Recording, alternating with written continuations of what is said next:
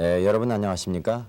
조금 전에 여러분께서는 그 음악도 아니고요. 어떻게 보면 사물놀이도 아니고요.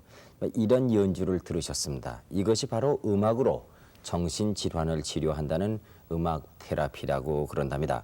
오늘 밤에는 스웨덴의 스톡홀름 대학에서 새로운 분야인 음악 테라피를 연구하고 계신 김문혜 선생님을 모셨습니다.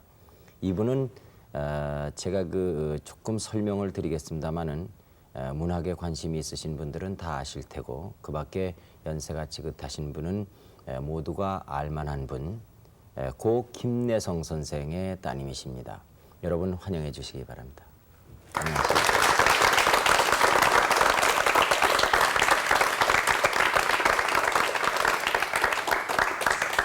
참 이렇게 만나 뵙게 돼서 대단히 반갑습니다. 네, 저도 굉장히 기뻐요. 네. 언제 귀국하셨습니까? 저 7월 5일에 했어요. 네. 시간이 폭 지났네요. 네. 몇 년 만에 나오신 겁니까? 2년 만이에요. 네. 지금 그 피아노를 치고 네. 징을 두드리고 네. 그리고 또 북을 치고 네. 이것이 어떤 효과가 있는 것입니까? 네. 이제 방송 전에 사람들이 긴장하잖아요. 네. 그 긴장을 풀어주는 거예요. 그런데 이제 음악 테라피에는 세 가지 음악을 크게 나눠서 세 가지로 나눌 수 있어요. 네. 작곡되어 있는 곡하고, 네. 그다음에 재즈 같은 즉흥 곡이요. 네. 그다음에 지금 한 거 자발적인 음악을 가지고 자기의 그 순간의 기쁨을 자발적으로 나타내는 거예요. 네. 그래서 거기에서 그 사람의 성격하고 네. 사회생활을 엿볼 수 있어요. 그래요. 네. 네. 그 음악 테라피 그러면 음악으로 질환을 치료한다 이런 얘기가 됩니까? 그렇죠. 아하. 그 아주 생소한 얘기입니다 저희들에게는. 네, 그래요. 네. 언제부터 이런 치료법이 있었습니까? 이것은 이미 네. 구약 성서 네. 사무엘 상해 네. 16장 23절을 보면 이런 구절이 있어요. 네. 병든 사울 왕이 네. 번뇌에 빠지고 또 우울증에 빠졌을 때 네. 다윗이 수금을 들고 연주를 하니까 네. 이 병든 사울 왕의 우울증이 사라졌다. 이것이 음악 테라피에 제일 처음으로 기록되어 있는 거예요. 아. 네. 네. 그 후에는요? 그 후에는요. 네. 14세기 때요. 네. 남이태리에서 네. 춤 전염병이 있었어요. 춤 전염병이. 네. 탈란테스미라고 해가지고 네. 어떤 거미가 물면은 네. 직업 음악가가 연주하는 것을 들으면서 계속 춤을 춰야지만 그 병이 났어요. 아. 그래서 탈란텔라 춤이라고 그래요. 네. 근데 처음에는 그렇게 해서 생긴 거예요. 그러니까 직업 악사가 네. 그 환자에게 맞게 음악을 연주하고 계속 춤을 추는 거예요. 네. 얼마나 추어야 나았을까요? 그건 사람에 따라서 다 달라요. 아하. 네. 그 춤을 안 추고 있으면은 병이 나고. 병이 벌써 거미한테 물렸을 때 병이 들렸어요. 네. 그렇죠.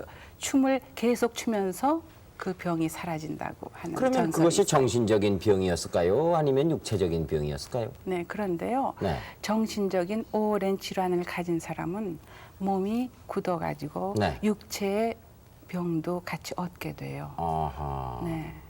이것이 학문으로 이렇게 체계화된 것은 언제부터입니까? 1940년대에 네. 2차 대전 때 많은 부상자가 있었잖아요. 네. 그때에 미국에서 그 전쟁 부상자의 재활, 네. 복귀를 위해서 이 음악을 수단으로 사용하기 시작했어요.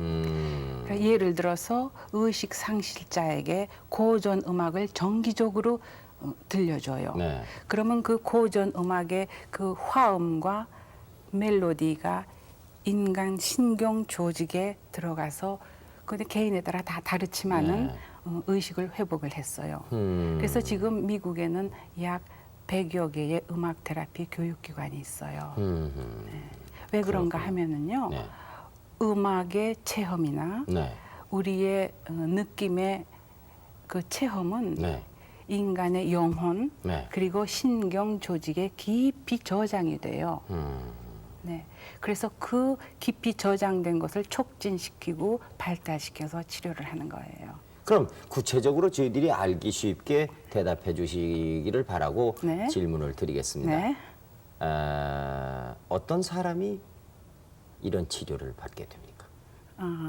1982년에 스웨덴에서 처음 생긴 음악 테라피 공부를 시작하면서 또 환자를 받기 시작했어요. 네.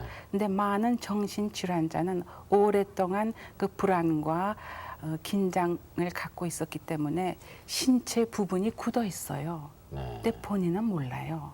그것을 음악 치료를 통해서 제가 발견을 해요. 네. 그래서 읍살라에 있는 기능 집중 테라피 과에서 다시 3년을 또 공부했어요. 네. 그래서 제가 환자를 본 다음에 이것은 기능 집중을 먼저 해야 되느냐, 네. 음악 정신 치료법을 먼저 해야 되느냐를 제가 판단을 해요. 네. 그리고 음악 정신 치료법에서 많이 사용되는 것은 이제 정신극, 네. 사이코 드라마죠. 네. 그다음에 역할극, 네. 그다음에는 즉흥. 네. 피아노에서 자기가 하고 싶은 말을 두들기면서 하는 거예요. 그러니까 여러 가지 방법이 있어요. 목소리 테라피도 있고요. 네. 그렇군요. 네. 그 얼마 전에 저희 바로 이 시간에 그 연극을 통해서 네. 정신 질환에 시달리는 사람들을 고치는 네. 그런 그 의사분이 나오셔서 네. 방송을 한 적이 있습니다. 네. 그 연극도 많은 도움이 되나 보죠? 많이 돼요. 지금 바로 말씀하시지 네. 않습니까? 네. 네. 그리고 많은 이제 악몽을 꾸는 사람들을 그 정신극을 통해서 많이 고쳤어요, 제가. 네. 네. 그러면요, 그 환자가 예를 들어서 김은혜 선생님께 왔습니다. 네. 그러면 그 환자가 어떤 음악으로 치료될 것인가, 네. 그리고 치료는 얼마나 걸릴 것인가, 네. 이런 것을 먼저 판단하시게 됩니까? 네. 근데 그것은 이제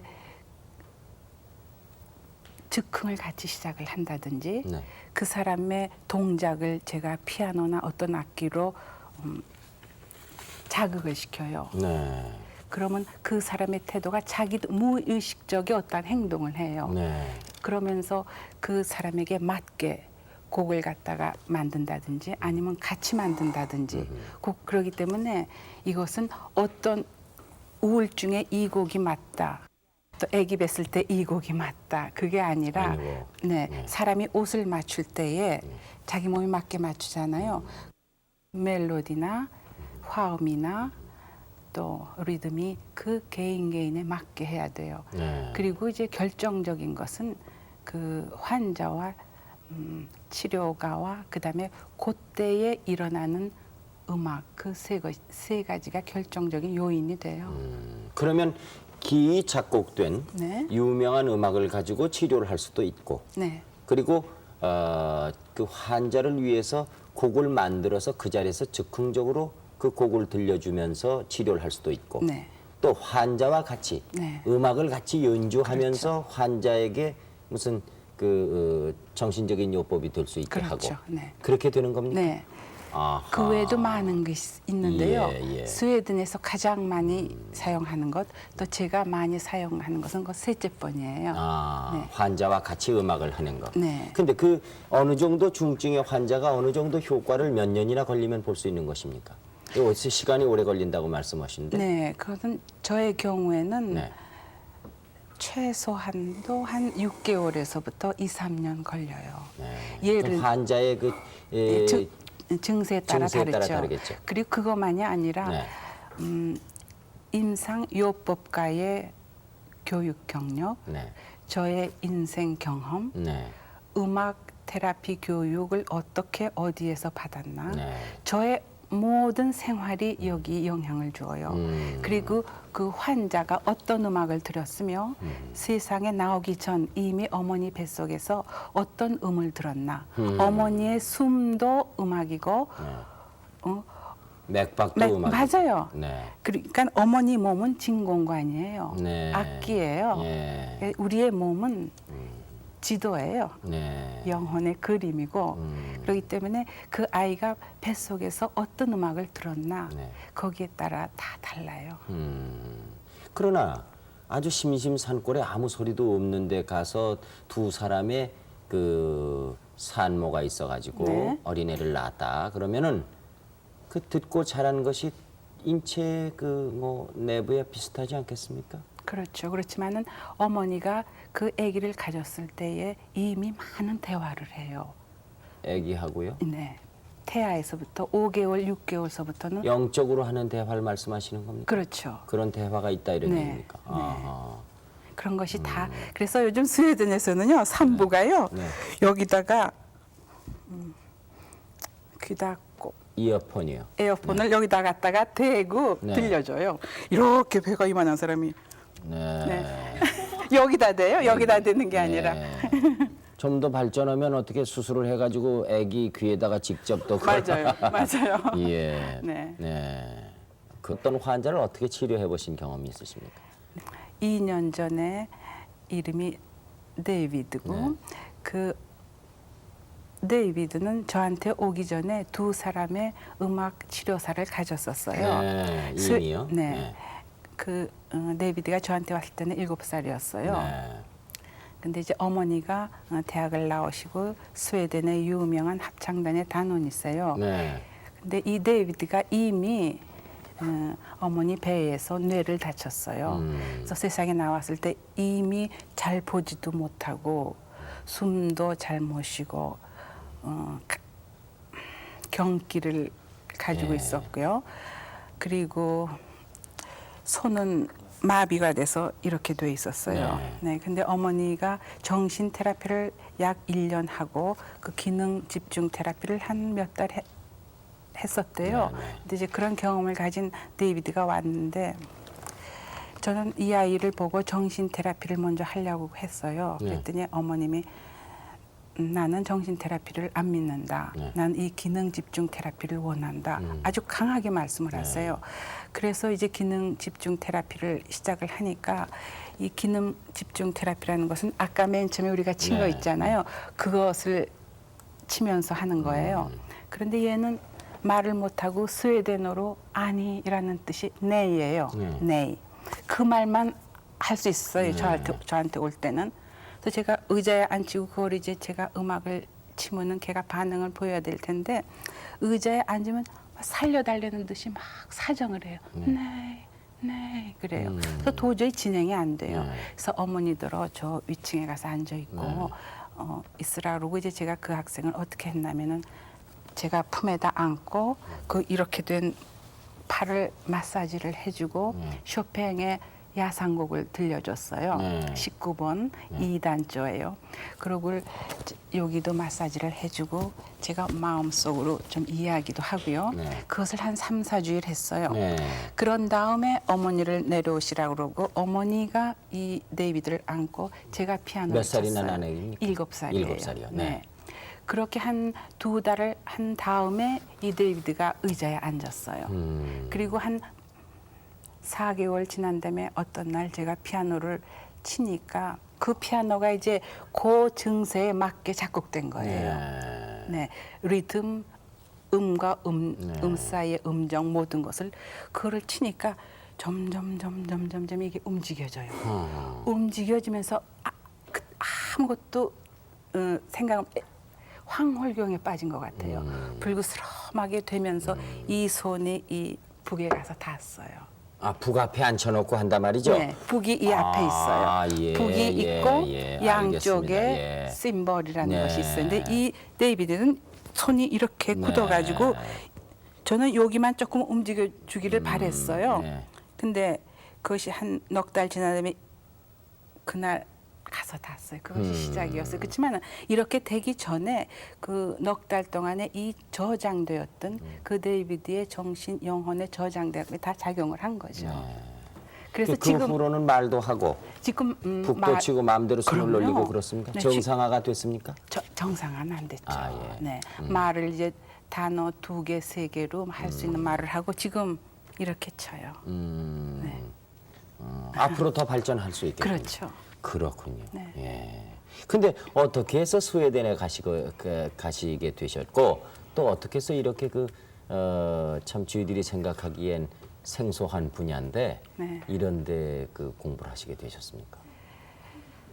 저는 가정 사정으로 네. 1974년에 스웨덴에 갔어요. 네. 그 전에는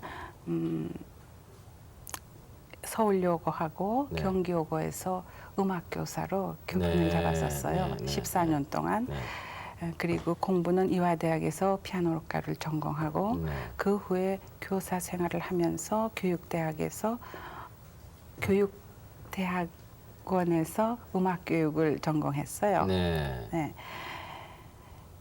그런데 전 어려서부터 음악의 효능을 몸소 체험을 했어요. 네. 예를 들어서 제가 3살 때 1살 아래인 제 남동생이 죽었어요. 그러니까 슬픔에 빠지신 부모님한테는 저는 감히 이야기를 못하고 이북 원산에 사시던 지 외할머니가 집안을 봐주시려고 오셨어요. 네. 그때 서울에 살았어요.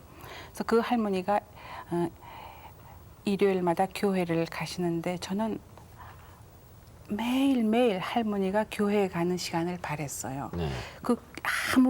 그것이 제 인생의 첫 기억이에요. 네. 아무 기억도 나지 않지만 그 할머니 치맛자락을 붙고 어른들이 부르기 시작하시는 찬송가 소리가 저의 몸을 편안하게 해줬어요.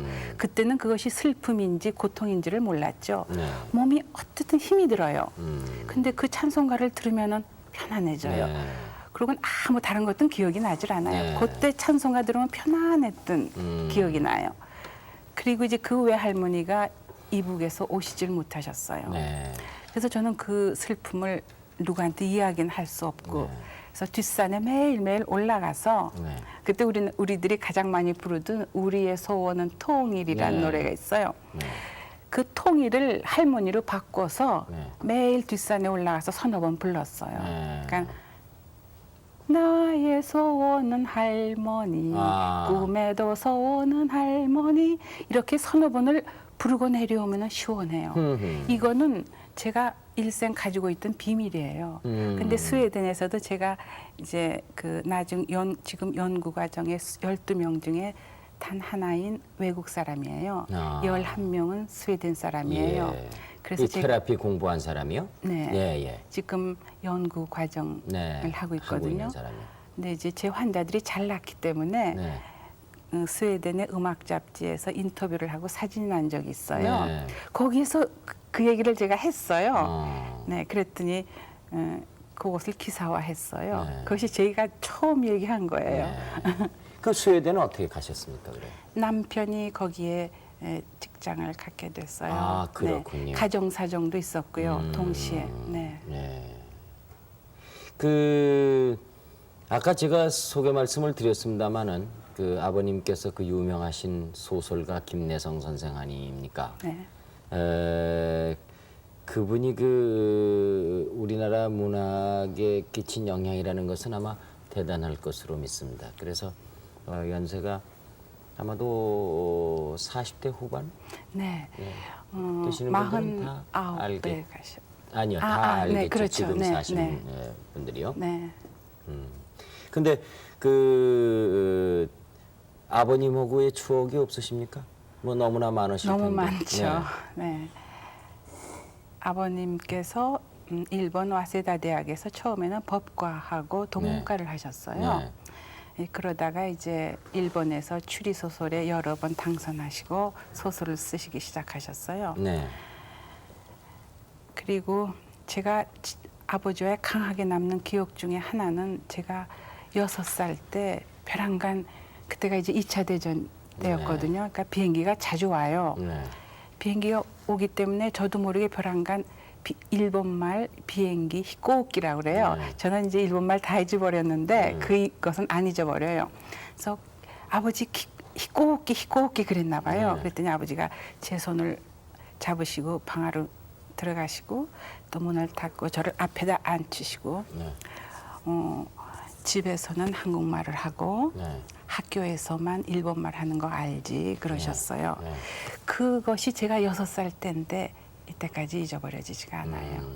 그래서 제가 스웨덴에서 16년 살면서 제 아이들과 스웨덴어를 한 번도 안 하고 한국어를 하는데 많은 영향을 줬어요.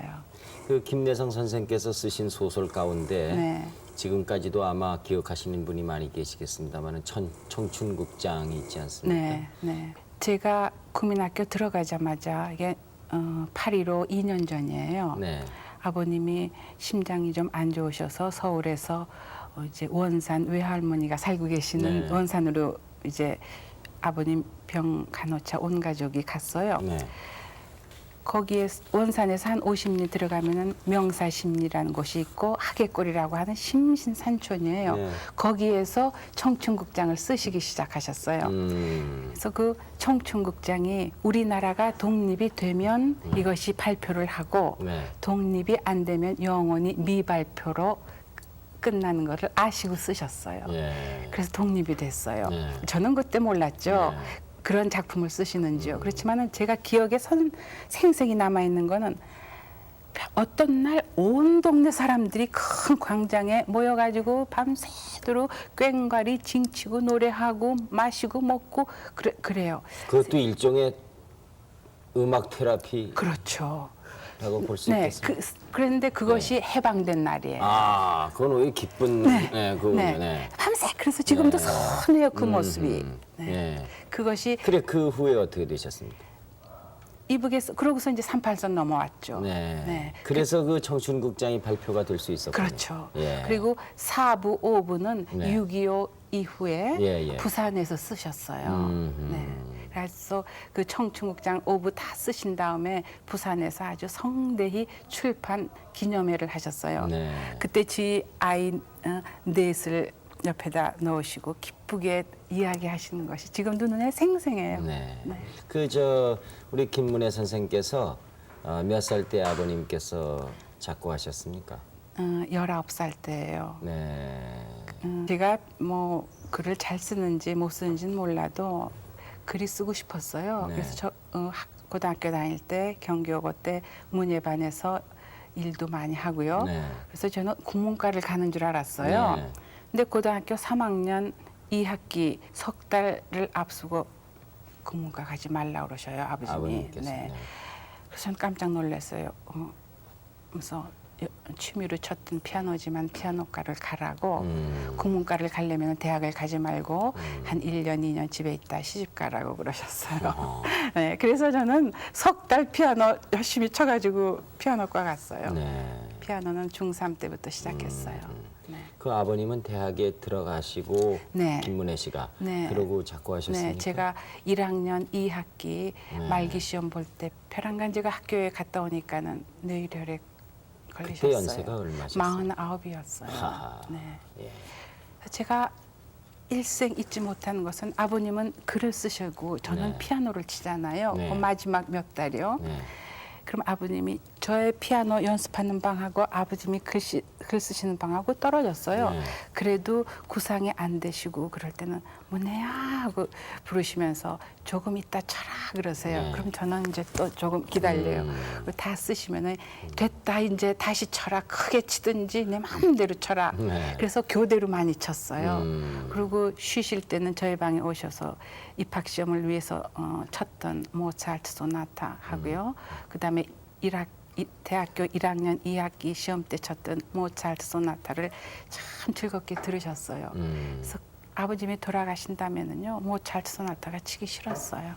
그 후로는 안 네, 치셨습니까? 거의 안 쳤어요. 예. 네, 그러다가 제가 다시 스웨덴에서 피아노를 다시 치기 시작하면서 어떤 음악회에서 다시 모차르트의 그 아름다운 음악을 다시 30년 후죠. 네. 다시 모차르트의 그 위대한 음악을 알았어요. 네. 이분의 그 대표적인 소설 청춘극장은 네, 지금도 간직하고 계시겠죠? 그럼요. 예를 들어 가끔 보십니까? 그럼요. 그건 저가 외국에서 어려움을 당할 때에 저의 인생의 그 길을 열어준 안내자라고도 볼 수 있어요. 그 책이요? 네. 근데 네. 그 저만이 아니라 저에게 두 아이가 있어요. 네. 9살이고 10살 때 스웨덴을 갔어요. 네. 근데 그 9살 먹은 딸아이가 지금 26살이에요. 네. 그 아이는 청춘극장을 13번 읽었어요. 16년 동안. 그래서 또 들고 있어요. 네. 그래서 엄마 넌 또 들고 있니? 너거 다 아니 무슨 뜻인지 모르는 건 그냥 지나가지만 재밌어요. 그리고 엄마 나 지금 13번 읽었어. 그게 마지막이에요. 네. 처음에 스웨덴 가서서는 좀 외로우셨겠어요. 여기 왜? 있는 일가 친척 가족 뭐 다 그럼요. 떠나셨어요. 네. 지금 몇 년째 사시고 계십니까? 17년째 돼요. 아, 예, 예. 그렇군요. 네. 가끔 그 고향이 생각나시고 이럴 때는 어떻게? 네, 처음에는 이제 저나 저희 아이들이 학교를 다니면서 그 스웨덴에 적응하면서 어려울 때가 많잖아요. 네. 아이들이 좌절하고 제가 그 언어도 굉장히 어렵지만 더 어려운 것은 문화 차이의 갈등이에요. 네. 그리고 자주 번번이 일어나는 오해. 네. 네. 그래서 이제 괴로워할 때 누가 먼저 한국 노래를 불러요. 그럴 때는 스웨덴 노래는 하나도 안 불러요. 네.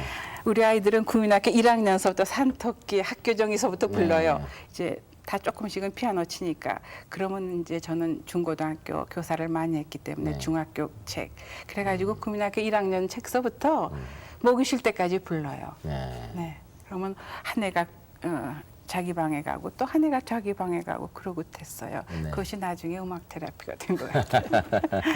예.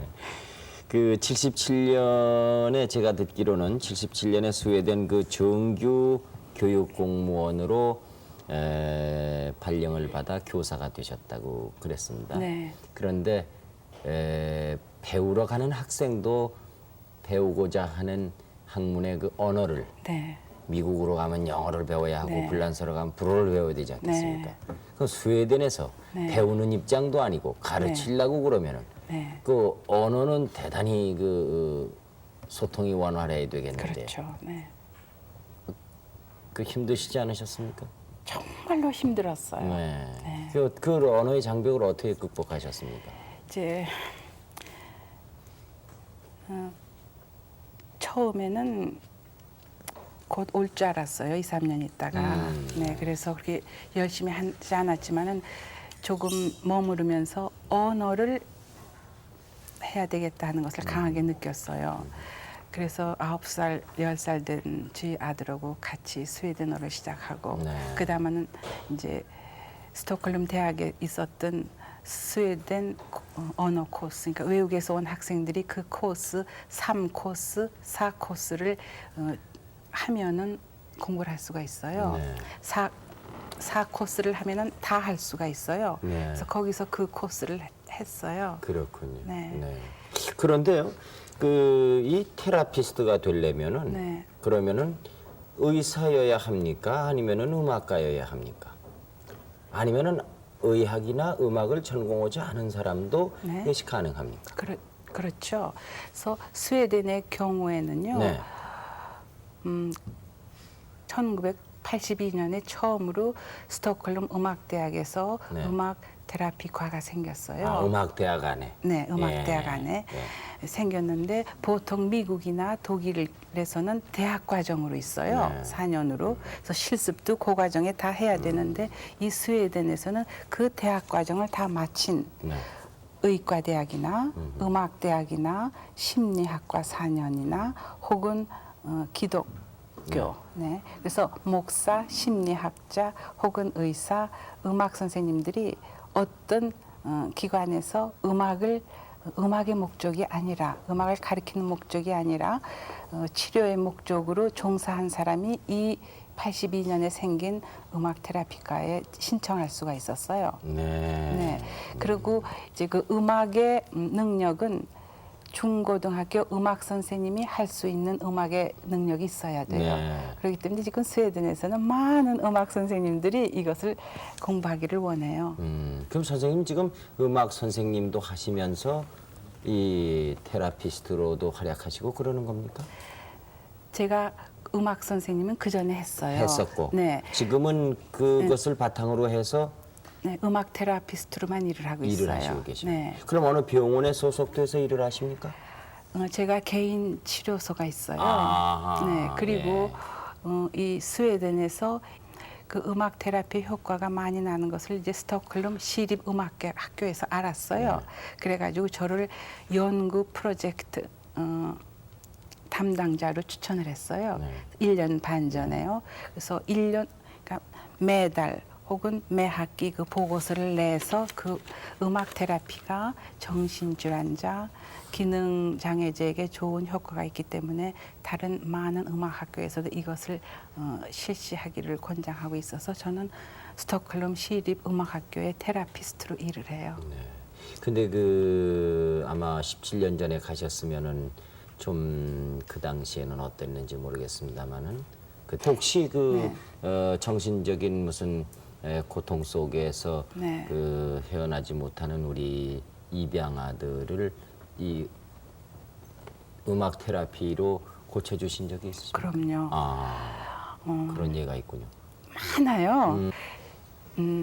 1982년에 이제 스톡홀름 항목에서 연락이 왔어요. 네. 6살 때 양육간 12살이 된 네. 학생이 있는데 6년 동안 학교에서 그 많은 좋은 선생님이 가르쳐도 스웨덴어를 쓰지도 못하고 읽지도 못한다고. 그러니까 12살이 됐죠. 그리고 의사, 심리학자, 의사들이 얘를 어떻게 왜 이런 장애가 있는지를 모르겠다고. 그래서 제가 이제 가게 됐어요. 네. 가니까는 이런 방에 어머니, 교장 선생님, 담임 선생님, 특수 선생님 그날 거기에는 이제 외국에서 학생이 가면은 그 아이를 위해서 거의 한 선생님이 가르쳐줘요. 언어랑 학과를요. 그리고 이제 심리학자 지금 기억으로 아마 한 8분이 앉아 계세요. 네. 그리고 그 12살 먹은 한국에는 어머니 옆에서 그냥 엄마 붙잡고 이러고 있어요. 네. 사내 아이입니까? 여자예요. 여자입니까? 네. 근데 제가 딱 들어갔는데 그 8사람 있는 데서 얘하고는 대화가 안 될 것을 네. 느꼈어요. 그래서 들어가자마자 얘하고 20-30분의 대화 시간을 달라 따로. 그리고 이제 그 옆에 방으로 둘이 들어갔어요. 그러니까 바로 이런 데 같이 네. 앉았어요. 앉아서 스웨덴어로 너 몇 살이냐, 이름이 뭐냐 답 안 해요. 네. 또 한국어로 물어도 네. 그래서 그 다음에는 제가 노래를 부르기 시작했어요. 학교 종이 땡땡 친다 또 부르고 그때 이제 음악 테라피스트들이 그 통찰력이 있어야 돼요. 네. 감정이입과 감정을 분리할 수 있고 통찰력, 그 반응을 네. 간파해야 되잖아요. 그래서 이것저것 노래를 부르는데 제가 산토끼를 불렀어요. 네. 깡충 깡충 하니까 이 손이 조금 움직여요. 이렇게 조금. 네. 그래서 그냥 한 반응인지 몰라서 제가 2번, 3번 불렀어요. 산토끼를 반복해서 불렀어요. 네, 3번을 예. 불렀어요. 예. 그랬더니 3번째 부르는데 손이 자기도 모르게 이래요. 어. 그러니까는 6년 전에 한국에서 산토끼를 아마 깡충할 때 이렇게 했었나 봐요. 어렸을 때부터 네. 들은 그 잠재 의식이. 맞아요. 네.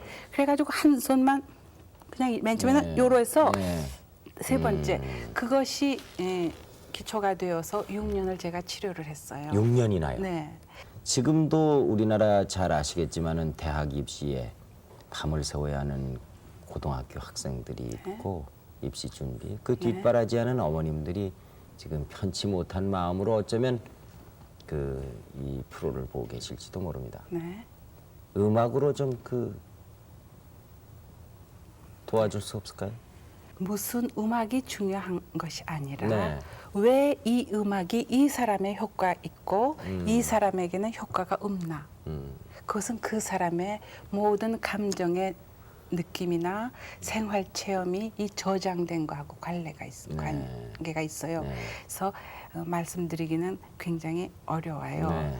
그렇지만은 음악은 꼭 그 정신적인 스트레스를 풀어줘요. 네. 그래서 예를 들어서 공부하는 학생들이 계속 긴장되어 있잖아요. 네.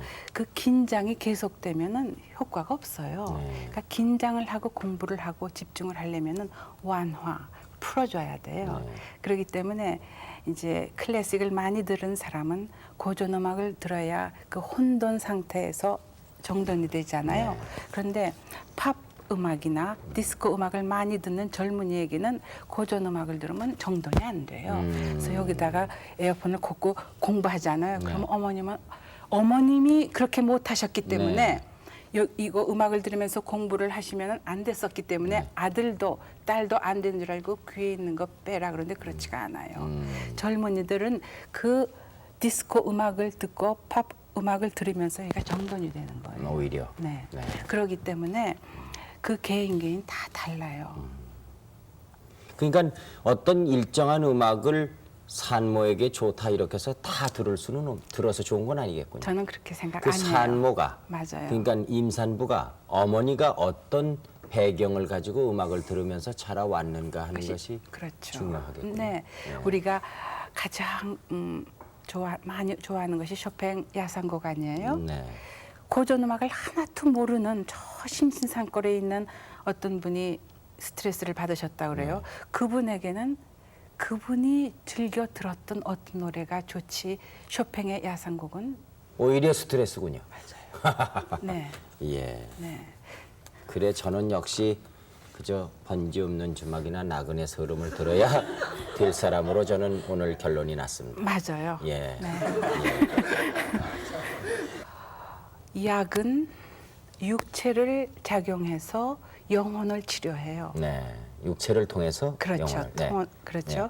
그렇지만 음악은 영혼을 통해서 육체를 치료해요.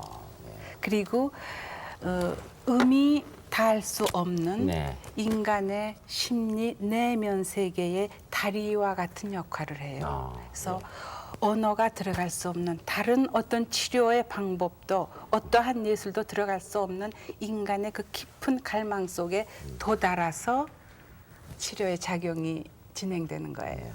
앞으로 우리나라도 이 학문이 도입이 되고 네. 그 많은 치료 효과가 있기를 저희들이 아마 기대를 해야 될 것 같습니다. 네, 네. 오늘 대단히 고맙습니다. 네, 감사합니다. 네. 예, 지금까지 그 스웨덴에서 17년간 사시면서 음악 테라피 설명 말씀을 들으셨습니다마는 음악으로 의학이 할 수 없는 어떻게 보면은 불가능하다고 생각했던 정신적인 질환이라든가 이런 것을 고치는 새로운 학문을 연구하시고 또 테라피스트 그러니까 음악으로 환자를 치료하는 치료사로 스웨덴에서 근무하고 계신데 김문혜 선생은 여러분이 잘 아시는 왕년에 인기 작가셨던 김내성 선생의 따님이 되시기도 합니다. 이번에 모처럼 귀국하신 길에 이 자리에 모셨었습니다. 여러분 대단히 고맙습니다. 안녕히 계십시오. 고맙습니다.